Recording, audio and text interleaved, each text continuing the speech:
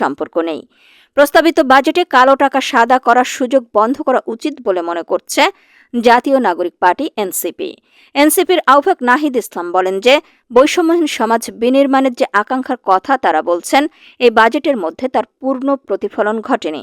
আগের অর্থনীতির কাঠামোর অনেক ছাপ এই বাজেটের মধ্যে দেখা যাচ্ছে। তিনি বলেন, আমাদের আকাঙ্ক্ষা ছিল ধনী গরিবের আয় বৈষম্য কমে আসবে, কিন্তু এই বাজেটে আয় বৈষম্য কমানোর কোনো কার্যকর উদ্যোগ দেখা যায়নি।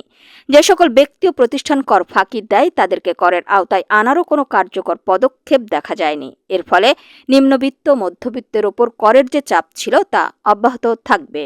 এদিকে বাংলাদেশ জামায়াতে ইসলামী তাদের দলের পক্ষ থেকে বিবৃতি দিয়ে গণমাধ্যমকে জানায় যে প্রস্তাবিত এবারের বাজেটকে আগের মতোই গতানুগতিক বলে মনে করে জামাত। দলটি বলছে, প্রস্তাবিত বাজেটের সঙ্গে এর আগের অর্থবছরের বাজেটের খুব একটা তফাৎ দেখা যায়নি, কোনো নতুনত্বের ছোঁয়াও পরিলক্ষিত হয়।